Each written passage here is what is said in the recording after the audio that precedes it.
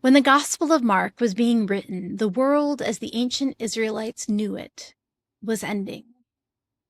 The Second Temple was destroyed. The holy city of Jerusalem conquered. Many hoped that Jesus would return imminently and make everything that seemed so wrong right. And we can feel that yearning in our reading today.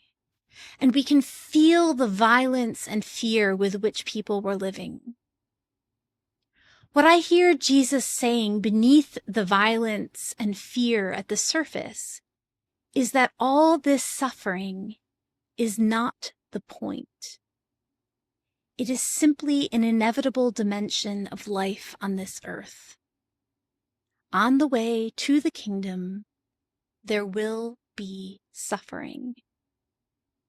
But we're heading somewhere beyond all this suffering. We have reason to hope.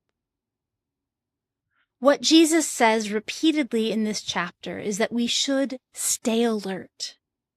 And one way that we stay alert is by continuing to do the work that is ours to do while we wait for God's full kingdom to arrive. So what is the work that is ours to do? The work of love, of God and neighbor and self. And each of us lives into love by using and sharing the gifts we have been given to build community and make the world a better place. It's hard to keep on keeping on when suffering and anxiety are high. It is hard to see the point in trying sometimes.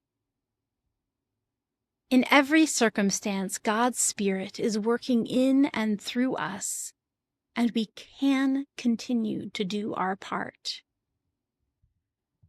Through feeding hungry neighbors, through care for refugees, through partnership with local, national, and global agents of justice and compassion, through participation in all the ministry of our local congregations, by calling or writing or visiting the sick and lonely and struggling, by seeking to grow as anti-racists, by praying without ceasing for neighbor, stranger, and enemy.